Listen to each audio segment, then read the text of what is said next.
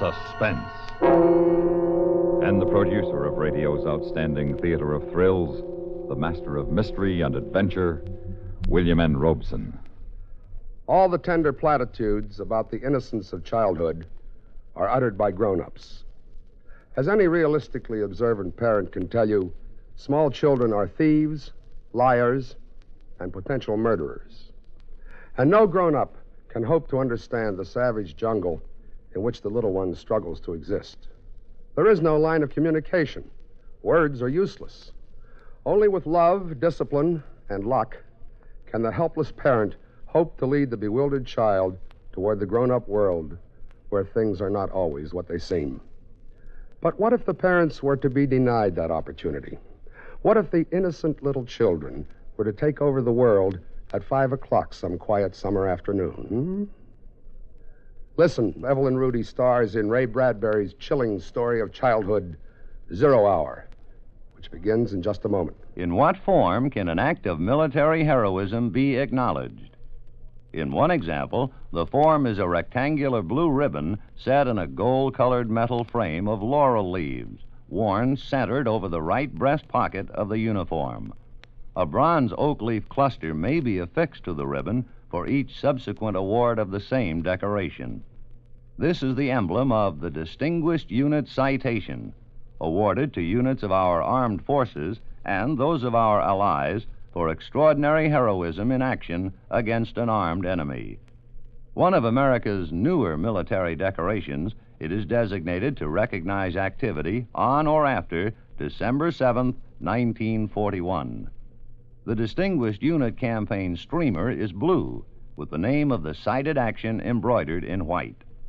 To be eligible for this citation, the degree of heroism required is the same as that which, in an individual, would warrant the presentation of our second highest award for valor, the Distinguished Service Cross. The Distinguished Unit emblem may be worn permanently by all those involved in the cited action, but for those individuals joining the unit later, the emblem may be worn only for the duration of their assignment.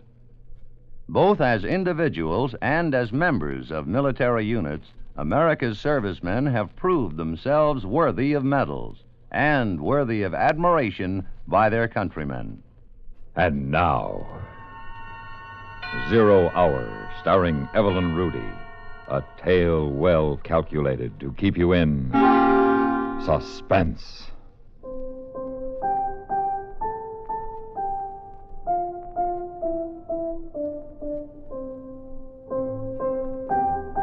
What a game.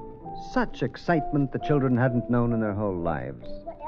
Mink talked earnestly to someone near the rose bush, though no one was there. And then the two little girls shouting and laughing at each other. Such fun, such tremendous joy, it was all Mink's mother could do to get her grimy and excited daughter in for lunch.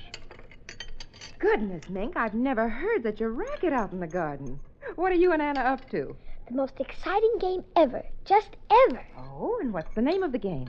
Invasion. Invasion? Well, invasion will just have to wait until you've eaten your lunch properly. Now, slow down, young lady. Do you hear me? Can't. Drill's waiting for me. Drill? Well, what a peculiar name. Is he a new boy in the neighborhood, dear? He's new, all right. I don't think I've seen him. Which one is Drill? Oh, he's just around. I've got to go now, Mom, if we're going to have the invasion. You finish your milk, miss. Now, who's invading what? The Martians are invading the Earth. Oh, I see. And Drill's a Martian, I think so. He's had a very hard time getting here. I should imagine. They couldn't figure out a way to attack Earth, how to get in or something. And Drill says they have to do it by surprise, and even get help from your enemy. Oh, a fifth column. Yes, and all this time they haven't been able to figure out how to attack, until one day they thought of children. Well, that was bright of them. And they thought of how grown-ups are so busy they never look under rose bushes or on lawns. That's where Drill is now, under the rose bush? With all his friends, too. And he says there's something about kids under 11 with imagination. It's real funny to hear Drill talk. It must be. Well, you can run along now, so you can have your invasion before dark. Bath tonight, school tomorrow, you know. Drill says I won't have to take any more baths. Oh, he does he? And we can stay up till 10 o'clock. Well, your friend, Mr. Drill, better mind his P's and Q's, or I'm going to call up his mother. That's just it. Drill says you're dangerous because you don't believe in Martians. Just like you think Drill's a kid. Well, he's not. And they're going to let us run the world when they get in. All of us kids. And I might even be queen. Well, that's nice, dear. Now run along. Mom? What is it, dear? Mom, when the invasion comes, we'll have to get rid of you and Daddy. But I'll be sure it won't hurt very much. Well, thanks. Thanks a lot.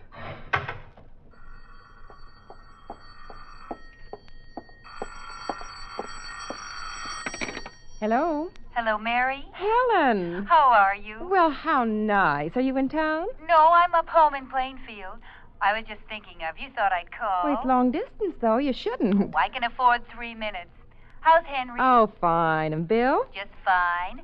What about Mink? Oh, wonderful. Noisier than ever. She's got a new game now. It's taken the place of hopscotch. Invasion. Is she playing that, too? Mm-hmm. Are yours? Same thing.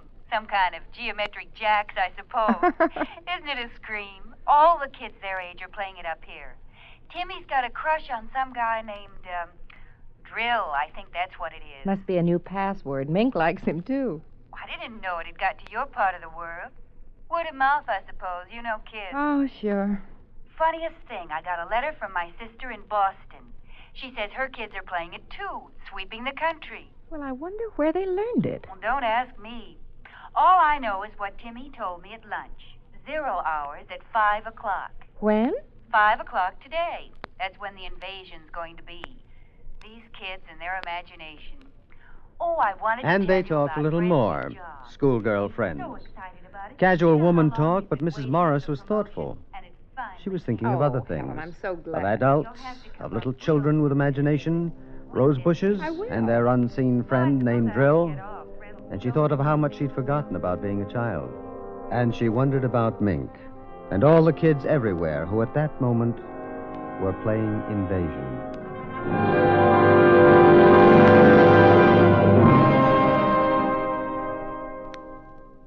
In a moment, we continue with the second act of Suspense. Another visit with Joe and Daphne Forsythe.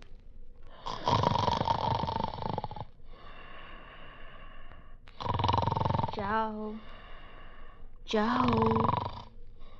Joe. Joseph! Yeah, I'm up. Pour the coffee. I'll be right in. Relax. It's 3 in the morning. Huh?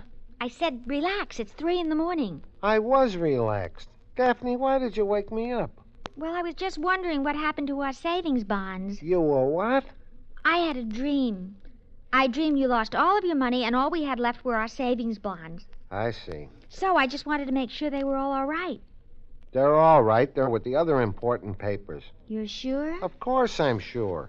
Well, I just don't want anything to happen to them.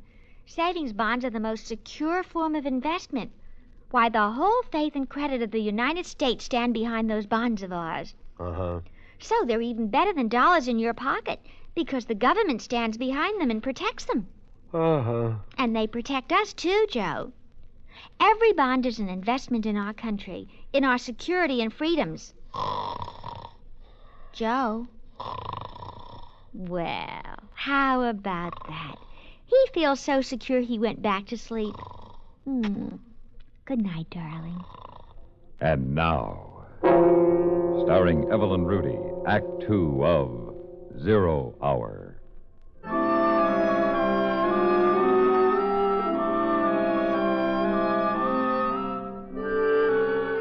Inside the Morris house, an hour drowsed by, while all across the town and other gardens and other backyards, little children were excitedly playing a game, talking to rose bushes and grass lawns, trees and shrubs. Even children in apartment houses high in the air, conferring with potted plants, cactus and ivy. Mrs. Morris had finished her mending and gone back to the kitchen when Mink burst in. Hello, dear. Hi, Mom. Can I have a glass of water? Oh, of course. I'll get it. Pi r squared 47 8 over 56 to the 7th degree. What, dear? Oh, nothing, Mom. Here's your water. Thanks. How are things going? The invasion. Oh, that. Yes, that. Almost finished. Drill says we should be ready on time. 5 o'clock? That's right. How did you know? Well, Helen called me from Plainfield. She says Timmy's playing it, too. Hey, that's keen. I guess all the kids are. Aren't they? No, not all of them. Not guys like Jill Essling and Jimmy Woods. They're growing up. They make fun of us. They're worse than parents. Well, we'll get rid of them. Drill says it's okay to kill them, too. Now, I don't like that kind of talk, Mink. Do you hear me? I don't like it at all. Oh, Mom. I mean it. You keep on that way, and there's no more playing. You'll have to tell Anna to go home, and you'll just stay inside until bedtime. I'm sorry. Well, I should think so. Thanks for the water, Mom. Mink, Uh-huh. what did those numbers mean? What numbers?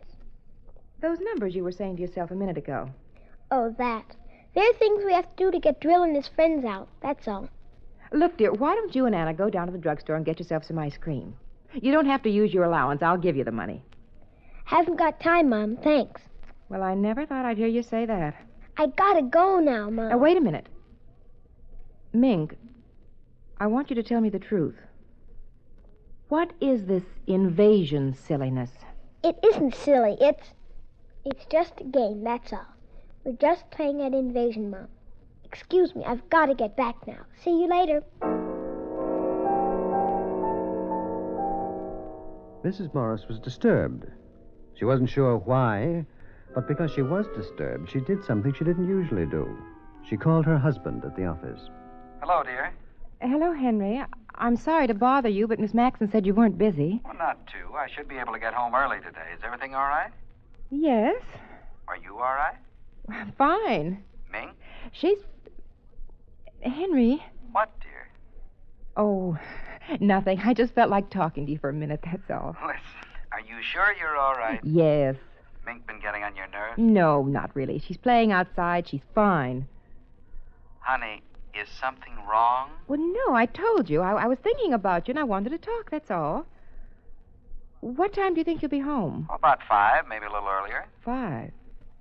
Oh. Hey, what do you mean, oh? Well, I was just thinking... Oh, it's nothing, really. Goodbye, dear. You are okay, aren't you? Yes, I'm fine. Goodbye. Goodbye.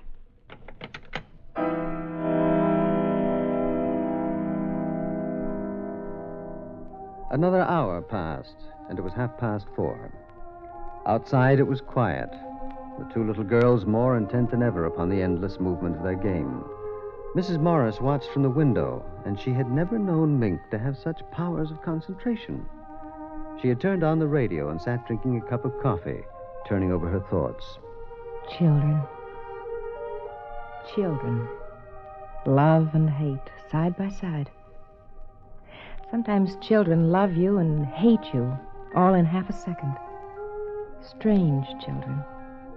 Do they ever forget or forgive the whippings and the harsh, strict words of command? I wonder. How can you forget or forgive those over and above you? Those tall, silly dictators. Those parents.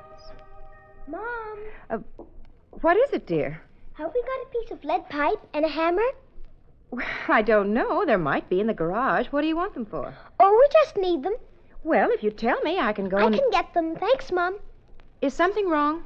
Yes, Drill's stuck halfway. If we could get him all the way through, it'd be easier. Then all the others could come through after him. Well, can I help? Thanks, Mom. I can do it. Well, you better hurry, Mink. I want you to take your bath before your father comes home. All right. He's coming home early, and Mink? Mink had disappeared behind the shrubs, and Mrs. Morris knew it was ridiculous to make an issue of it. And besides, what was the issue? Invasion? Drill? 0 hour? Just a child's game. Time passed.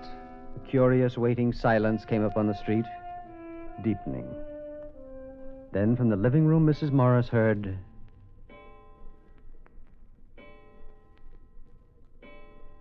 "5 o'clock. 0 hour."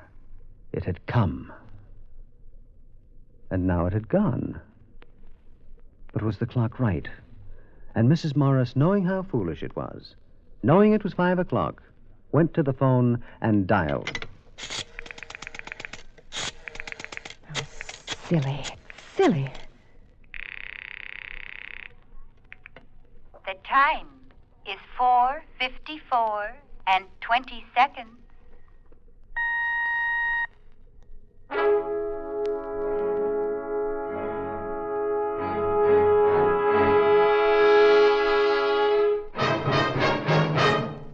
In a moment, we continue with the third act of Suspense. We have, together, ample capacity and freedom to defend freedom. This is NATO, the North Atlantic Treaty Organization. NATO possesses a shield of well-equipped, highly trained land and sea forces, plus tactical air support and special units. The NATO shield extends from north of Norway to the eastern mountains of Anatolia in Asian Turkey. Complete disposition of forces is covered by a radar warning system, plus a perfected network of telecommunications, enabling the Supreme Commander to direct operations with extreme rapidity over a 2,000-mile front. The United States of America is a part of NATO. You should be aware of and alert to the programs and objectives of the North Atlantic Treaty Organization. And now, starring Evelyn Rudy, Act 3 of 0 Hour.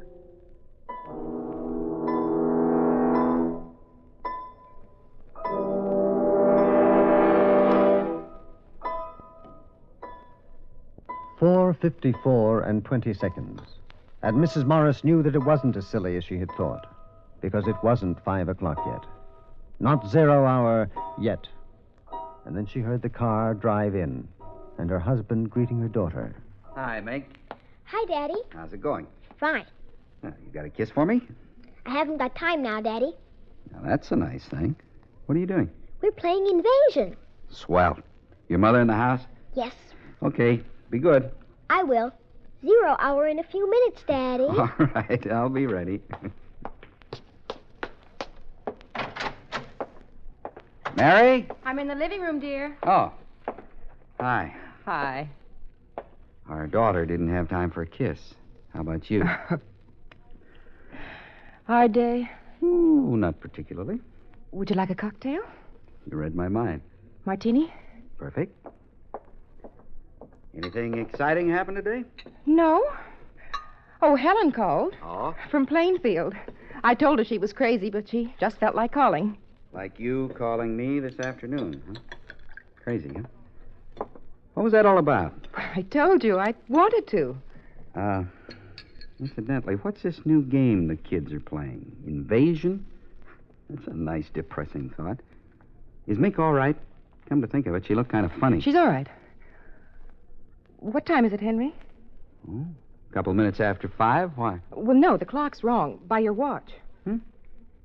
Oh, I've got 2 minutes, too. I'm probably slow. You got something on the stove? No. Just wondered. Honey, Hey, look at me. Now, what's the matter?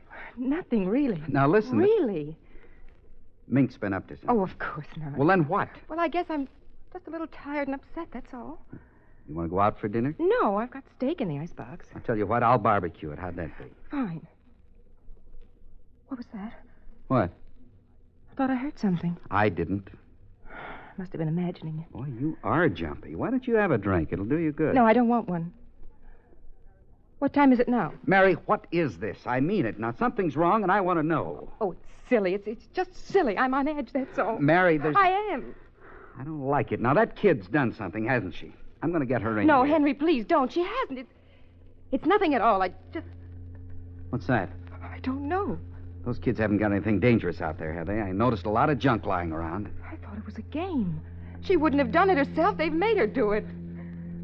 What the devil is You better it? go out and tell them to stop playing now. It's after 5. You tell Mink to put off the invasion till tomorrow. Tell her. What are they up to? I'd better take a look. Mink! Mink! Good Lord, it's outside there. No, it's upstairs. I know it. In the attic. That's where it is. Mary. way, Mary. It's not up there. It's outside. It's in the attic. That's where it is.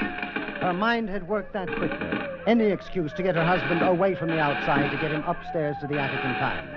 And outside, there were more eerie explosions. And they could hear the children screaming with delight. It's not in the attic. It's outside. The mink's out there. Now, what's the matter with you? Oh, no, I'll show you. Hurry. Get inside quick. Now we're safe until tonight. Maybe we can sneak out later. Maybe we can escape. Are you crazy? Why'd you throw the key away? For heaven's sake, the kid's out there. You want her to get hurt? No, you don't. We've got to stay here. We've got to. You've got to stay here with me. I don't know how I can get out. Where's that light switch? Shh. Quiet. Please be quiet. They'll hear us. They'll find us. Henry, please. There's a noise again. It's in the house now, Mary. Mary, what is this? What's happening? Now, you know. Answer me. No. Stop that, Mary. Somebody's downstairs. Now, who's down there? Who? No, please. Please be Mary. quiet. They might go away. Please. And between his wife's terror and the electric humming from below, Mr. Morris felt a great fear. They trembled together in silence in the attic. Mr. and Mrs. Morris, parents of the little girl named Mink. Then they heard steps coming up the stairs. And a voice.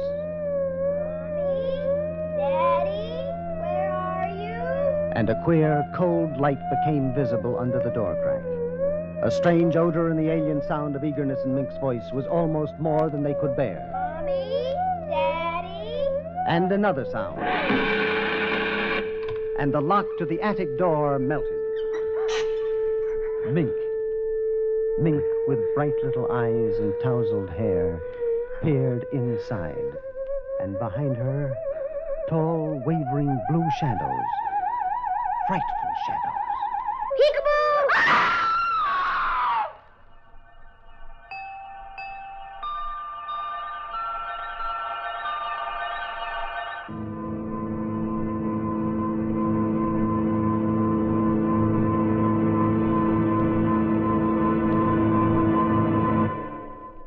Suspense,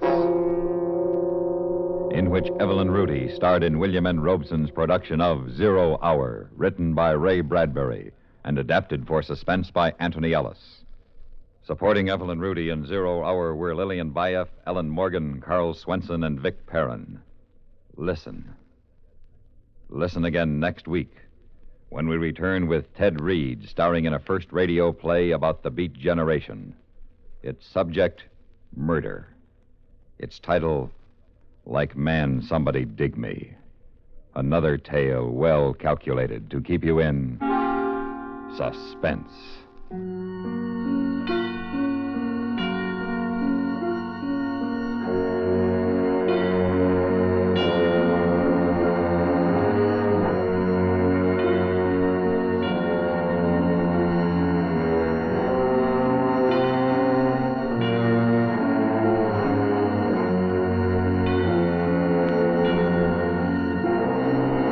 This is the United States Armed Forces Radio and Television Service.